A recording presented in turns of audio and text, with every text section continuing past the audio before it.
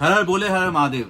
जैसे तो मैं ये वीडियो स्टार्ट करने वाला हूँ जिसपे आपको इन्फॉर्मेशन देने वाला हूँ, पर उससे पहले एक जरूरी खबर ये देनी थी कि भैया कल रात को ही ऊपर केदारनाथ में महादेव के वहां पे ग्लेशियर फट चुका है। बहुत सारे लोग उसके नीचे दब गए थे, पर फिलहाल बच चुके हैं, रास्ते बंद है, रेड अलर्ट है। तो ये खबर है, उसका मैंने एक छोटा सा व्लॉग भी डाला है, इससे पहले रात को डाल दिया था, वो जाके चेक करो और इस वीडियो को एंजॉय करो। आप कैसे पहुंच सकते हो यहाँ तक, सारी डिटेल्स वीडियो देने वाला हूँ। हर हर बोले, हर हर महादेव। हर हर बोले, हर हर महादेव। जैसे कि आपको पता है भैया, हम आए केदारनाथ यात्रा करने, और पीछे जो मेरे सामने चोटी देख रहे हो यार, ये आज की बिल्कुल ताजा ताजा बर्फ पड़ी हुई चोटी है यार। इस वक्त केदारनाथ ऊपर धाम के ऊपर इतनी ज्यादा बर्फ है, पूछो मत। और इस वीडियो में आपके साथ मैं शेयर करने वाला हूँ अपना एक्सपीरियंस, क्या हालात है इस वक्त, आप लोगों को यहाँ आना चाहिए या नहीं आना चाहिए, क्या व्यवस्था है केदारनाथ यात्रा की, और बहुत सारी बातें इस वीडियो में करने वाला हूँ। तो बने रहिएगा, इस वीडियो को टिल आखिरी तक देखिएगा। हर हर बोले, हर हर महादेव। मैं यात्रा करके नीचे उतर चुका हूँ। जिस जगह पे हूँ इस वक्त, वहां पे पिछले 3 दिन से फंसा हुआ है बारिश के कारण, क्योंकि ऊपर बहुत ज्यादा स्नो हो रही है। इस वीडियो में आपको पूरा अपडेट देने वाला हूँ कि अगर आप यात्रा करने का प्लान कर रहे हैं, क्या सही टाइम है इस वक्त यात्रा करने का।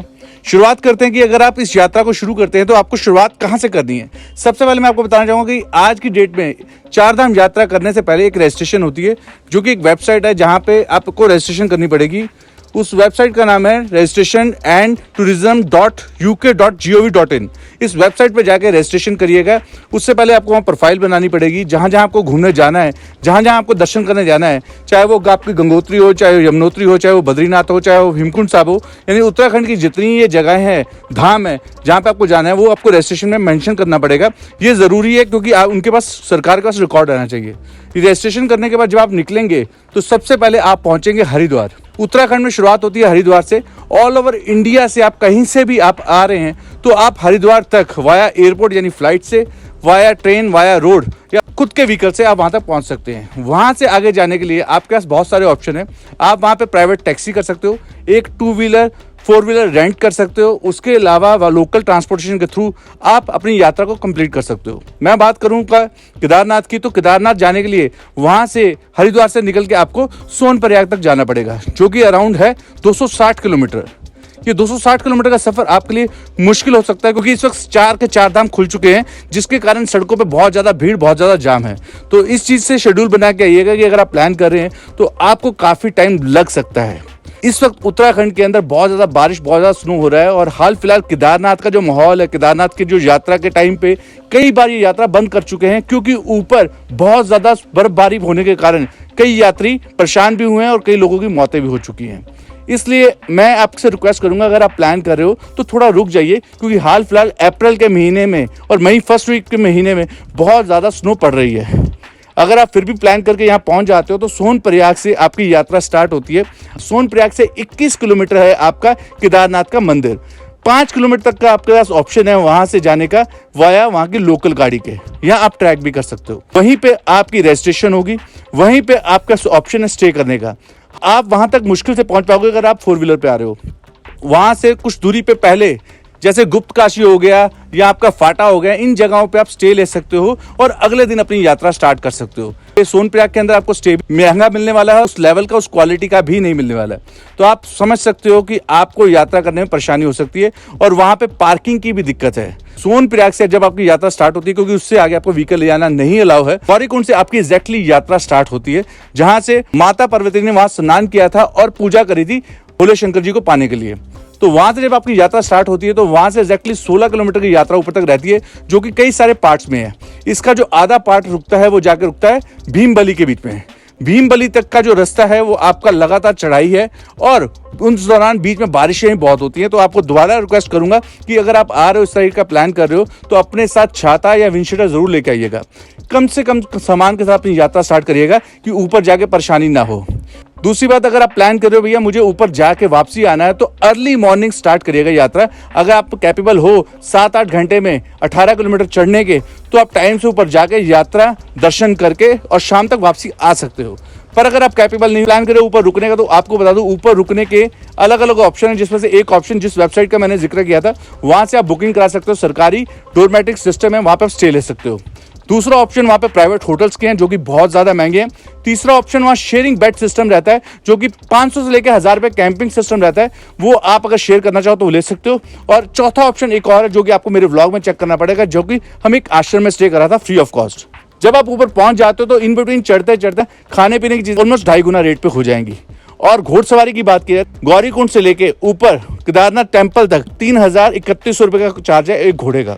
हेलीपैड की बात की जाए तो उसकी बुकिंग भी उसी वेबसाइट से होती है। यहाँ पे 3 कंपनीज काम करती हैं जिसकी टिकट 2500 से लेके आपकी 4000 रुपए के बीच में है वन वे की। पालकी का कोई फिक्स रेट नहीं है, पालकी का रेट एज पर वेट के अकॉर्डिंग होता है। और पैदल तो आप यात्रा कर ही सकते हैं। इन सब तरीकों से आप ऊपर तक पहुंच सकते हैं। भीमबली तक जब पहुंचने के बाद ऊपर का जो रास्ता है वो ऑलमोस्ट आपको बारिश और स्नो से भरा मिलने वाला है। वहां से प्रॉपर हाइट और आपको बर्फीले पहाड़ नजर आने शुरू हो जाएंगे। पीछे गौरीकुंड से भीमबली का रास्ता है वो 6 किलोमीटर का है और भीमबली से आगे बेस कैंप का जो रास्ता है वो लगभग 9 किलोमीटर का है। बेस कैंप से आपका 1 किलोमीटर मंदिर रह जाता है। अब ये जो रास्ता होता है ये बहुत ज़्यादा टफ भी है, बहुत ज़्यादा हाइट पे भी है और बहुत ज़्यादा आपको परेशानी भी दे सकता है, क्योंकि एक ही रास्ता बना हुआ है जिसपे इंसानों ने भी चलना है, घोड़ों ने भी चलना है और पालकी वालों ने भी चलना है। और ऊपर से अगर बारिश आ जाए तो आपकी किस्मत और ख़राब, क्योंकि कीचड़ भी बहुत ज़्यादा हो जाता है। घोड़े तो स्लिप करते ही करते हैं, इंसान भी स्लिप करते हैं, बहुत ज़्यादा परेशानी होती है। क्योंकि इसी दौरान बहुत सारे लोग आते हैं, जून जुलाई में बारिशों के टाइम पे लोग आना अवॉइड करते हैं। तो ज़्यादातर जो भीड़ रहती है या तो वो मई में रहती है या फिर उसके बाद रहती है आपकी सितंबर अक्टूबर में। जैसे जैसे करके आप ऊपर पहुंच जाते हो, ऊपर पहुंचने के बाद आपके दर्शन के लिए लाइन लगती है लगभग 1 से 1.5 किलोमीटर की। वो दर्शन के लिए लाइन लेने के बाद आप अपना दर्शन कर सकते हो। 1 बजे से लेकर 5 बजे तक मंदिर के कपाट बंद रहते हैं। उसके बाद 5 बजे कपाट खुलते हैं, उसके बाद आपका आरती होती है, उस दौरान आप दर्शन कर सकते हो। एक और ऑप्शन आपका दर्शन करने का वीआईपी एंट्री के थ्रू, वीआईपी एंट्री के थ्रू आप दर्शन कर सकते हो। अगर आपका कोई लिंक है तो आपको एक लेटर अप्रोच लगा के आप वीआईपी थ्रू एंट्री कर सकते हो, दर्शन कर सकते हो, पर उसके कोई चार्ज नहीं है। उसके अलावा जब आप मंदिर के दर्शन कर लेते हो तो पीछे भीमशिला है, पीछे आपका शंकराचार्य का टेम्पल है, ऊपर आपका भैरव टेम्पल है, ऊपर एक केव भी है और मोदी केव भी है। ये पॉइंट है वहां पे घूमने के लिए। अगर आप प्लान कर रहे हो तो ऊपर 2 दिन 3 दिन स्टे भी कर सकते हो, पर आपका बजट होना चाहिए। अलवर वालों का एक लंगर लगा हुआ है जो कि 6 के 6 महीने लगने वाला है। अगर आप पैसे बचाना चाहते हो तो डेफिनेटली आप लंगर के थ्रू वहां खाना खा सकते हो। सबसे जरूरी चीज, अगर आप ऊपर जा रहे हो तो अपने साथ कैश कैरी करिएगा, क्योंकि उसकी बहुत ज्यादा जरूरत है। ऊपर गूगल पे पेटीएम नहीं चलने वाला और जियो की सिम के नेटवर्क बहुत लूज हैं, सिर्फ एयरटेल चलता है। फिर भी आप जियो और गूगल पेटीएम के भरोसे मत जाना। रहने के लिए अगर आप एडजस्ट कर सकते हो तो एक आश्रम है जिसका मैंने जिक्र अपने व्लॉग में करा है, वो चेक करो, वहां जाके आप स्टे कर सकते हो। हाल फिलहाल बहुत ज्यादा बर्फबारी हो रही है, मौसम बहुत खराब है। अगर आपको ऑक्सीजन की प्रॉब्लम है, अगर आपको सांस लेने में दिक्कत है, अगर आपको ठंड से परेशानी है तो भैया मैं अभी अवॉइड करने को बोलूंगा, अभी यात्रा मत करिएगा। मई एंड या आप जून फर्स्ट वीक में जाइएगा या फिर सीधा सितंबर में जाइएगा। हाल फिलहाल बारिशों में भी बिल्कुल मत करिएगा, उस टाइम पे लैंडस्लाइड भी बहुत ज्यादा होता है और हाल फिलहाल कई बारी यात्रा बंद कर चुके हैं, कई लोगों की मौत भी हो चुकी है, जैसी आपने सुना भी होगा खबरों में। जितनी गवर्नमेंट ने प्लान कर रखा है उससे ज्यादा लोग ऊपर जाने के कारण कई लोग तो वहां पे मंदिर के पास टेंटों में सोए हैं और बाहर भी सोए हैं, जिसके कारण कई लोगों की तबीयत खराब हो गई है, कई लोगों की मौत भी हुई है। तो आपसे मैं एक ही रिक्वेस्ट करूंगा कि अगर आप प्लान कर रहे हो तो थोड़ा तरीके से प्लान करना, जल्दबाजी मत करना। और रजिस्ट्रेशन जरूरी है, सिर्फ आप रजिस्ट्रेशन कर लो और आप कभी भी आ जाओ, आपकी वो वैलिड है यात्रा। मैंने आपको काफी सारी बातें बता दी हैं। मेरे ख्याल से अगर मैं कुछ भूल गया हूं तो आप मुझे इंस्टाग्राम पे फॉलो कर लो, वहां मुझसे मैसेज के थ्रू बात करके मुझसे डिटेल ले सकते हो। उम्मीद करता हूँ छोटी सी वीडियो आपके लिए हेल्पफुल हो और जो लोग यात्रा करना चाहते हैं तो उनको आप ये वीडियो आगे शेयर कर सकते हो। और नए हो चैनल पे भैया सब्सक्राइब करके बेल आइकन दबा के जाना है, क्योंकि ऐसे आपके लिए ट्रैवल से रिलेटेड वीडियोस हम लेके आते रहते हैं। मिलते हैं अगली video guys, bye bye bye bye bye bye.